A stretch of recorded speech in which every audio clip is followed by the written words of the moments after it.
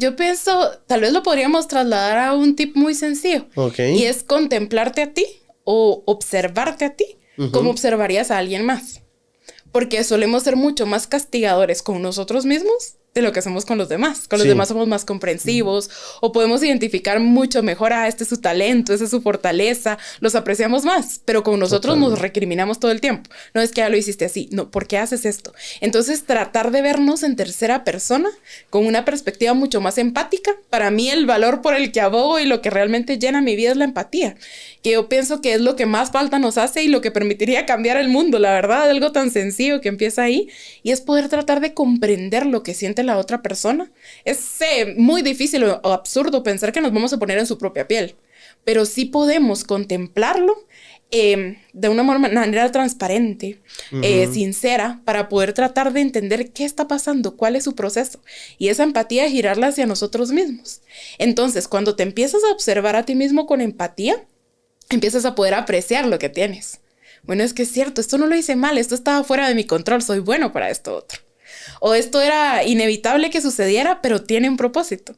Y esa es una de las lecciones que la aprendí más recientemente, y es que la vida siempre tiene un propósito y todo lo tienes que recibir con gratitud. Porque muchas veces nos atormentamos que algo no salió en el momento como nosotros queríamos que saliera. Y entonces pasas no sé cuánto tiempo desperdicias pensando en eso y te das cuenta, no pasó porque iba a pasar esta ruta y vamos a llegar a este punto que era mejor. Entonces es dejar que todo fluya, pero contemplándote con empatía, ¿verdad? Que realmente logres valorar lo que tienes en ti para al final conectar todos esos puntos, que ahí siempre están los destellos. El punto es cómo convertirlos en una constelación para poder brillar. Y justo me encantó que mencionaste al inicio, ¿verdad? Que realmente va mucho en la línea también de esa fe, de poder saber que existe algo superior a ti que ya puso en ti un propósito. Y es cómo vas a lograr contemplarlo y aprovecharlo de manera positiva. Fe, sí, qué palabra tan importante. Muchas veces la fe la asocian solo con la religión. Y la fe, para los que nos oyen, nos escuchan, nos ven, también hay fe en el proceso. Hay fe en tu trabajo, fe en tu sueño, fe en esta mano que está escribiendo este libro, fe en lo que viene mañana, fe en mi familia. Como que creerlo. Y yo creo que tú lo mencionaste, creer en ti mismo, pero también creer en lo que estás haciendo, que a veces cuesta mucho, ¿no?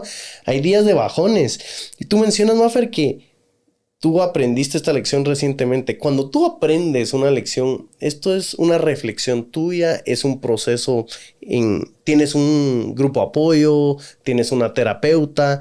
Te lo pregunto porque muchas veces yo hablo de estas cosas con alguien más y me rebota mi lección. Es como que, bueno, esto aprendí, pero fue un proceso entre tal vez mi terapeuta y yo, o un confidente y yo.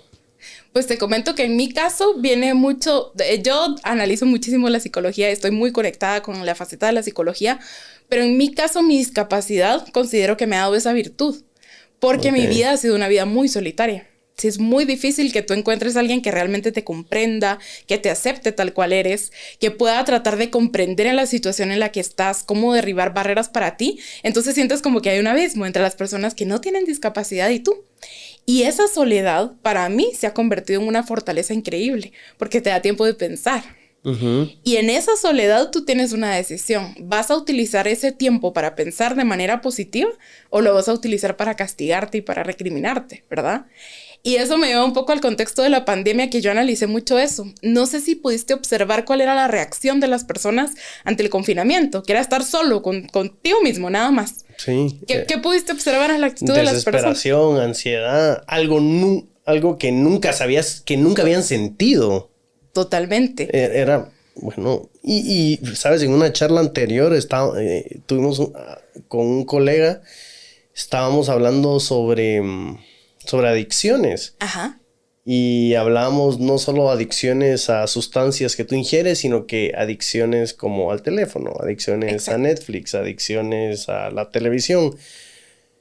Pero todos estos agentes distractores que te sacan de ti, tú estás de una manera pasiva recibiendo información y no estás acostumbrado a estar en ti mismo un ratito, solo, callado, aburrido, que antes estar aburrido era algo tan común y tan normal.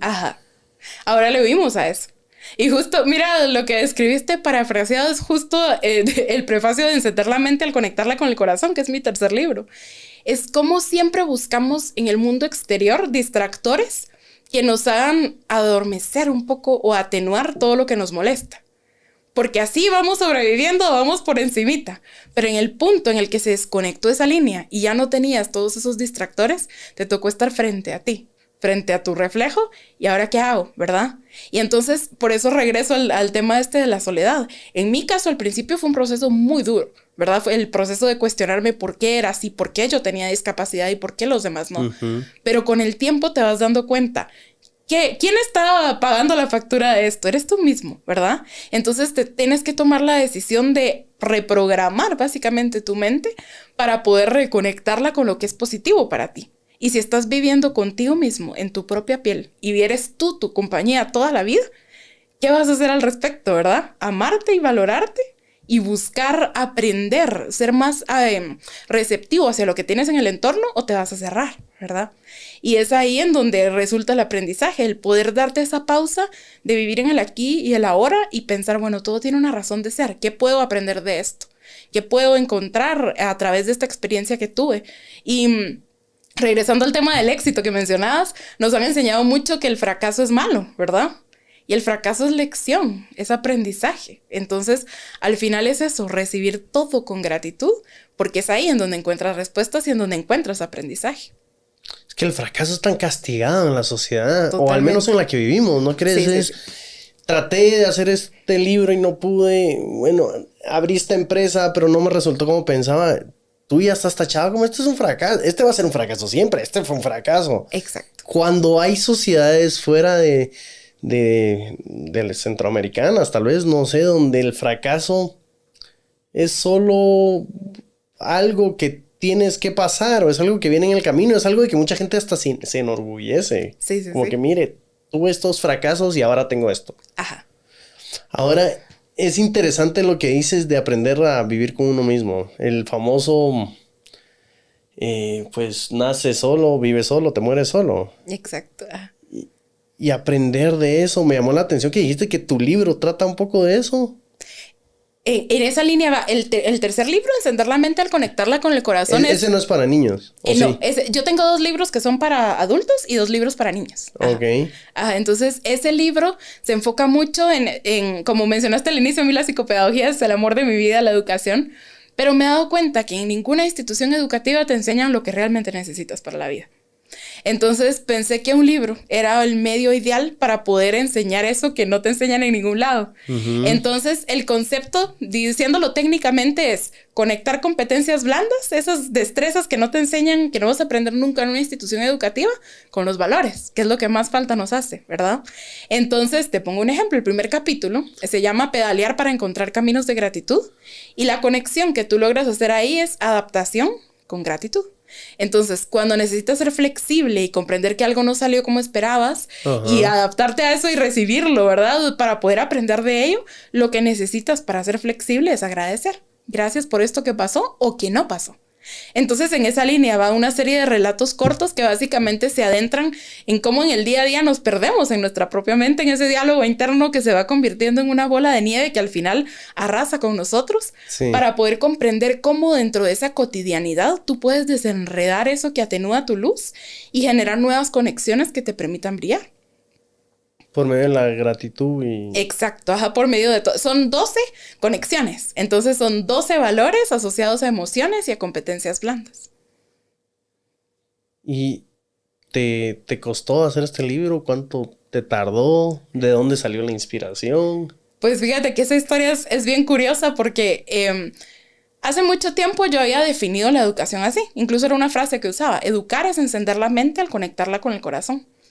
Y a raíz de la pandemia, de todo ese proceso que estábamos hablando hace unos momentos, yo me puse a pensar que la sociedad estaba carente, estaba muy urgida de poder reconectar lo que realmente nos permita brillar. y pensé, bueno, un libro sería el medio ideal para hacerlo. Sí. Pero mi carga laboral es bastante alta, entonces no tengo el tiempo que quisiera para poder escribir. Pero un día pensé, estas son las conexiones que necesitamos. Entonces hice una tablita así en Word. Ajá. Puse de este lado todas las competencias blandas o componentes de la mente. Y del otro lado puse todos los valores o competencias del corazón, ¿verdad? Y dije, estas son las conexiones que se tienen que hacer. Y lo dejé. Entonces pensé, cada vez veía en mi entorno, en las personas que me rodean, y no solo las cercanas, sino como sociedad, como nos comportamos como tal, tenemos esa necesidad. Entonces yo sentía hay algo que hay que hacer para responder a ello. Entonces me puse de meta a finales del 2021. Uh-huh. Tengo mis vacaciones de diciembre y enero, que es cuando para la U y para la clínica y demás. Voy a empezar a escribir, pero tengo que escribirlo ya, porque si no, no me va a dar tiempo y lo voy a dejar abandonado. Entonces me puse esa meta. Y la verdad es que te digo, yo tenía claras las conexiones que quería hacer, pero cuando empezaba a escribir, cada día me puse de meta hacer un capítulo. Entonces el libro básicamente lo escribí en 14 días, porque escribí primero el prefacio, luego cada uno de los capítulos y finalmente el epílogo. Pero cuando empezaba a escribir yo tenía una idea clara y fluyeron las ideas de una forma que yo no esperaba. O sea, al final el resultado fue muy distinto. Pero era eso, o sea, yo tenía esa inquietud de que realmente necesitamos luz y pensaba que las palabras eran una buena forma para poder reconectarla. Entonces, ese libro peculiarmente tiene esa historia curiosa que sí lo escribí muy rápido, a diferencia del primero, que ese sí me costó mucho más tiempo. 14 días, eso es récord. Sí, fue muy rápido, la verdad es que sí. Y como te digo, la inspiración fluía por completo, ¿verdad? Porque tenía clara la conexión que tenía que desarrollar en sus páginas.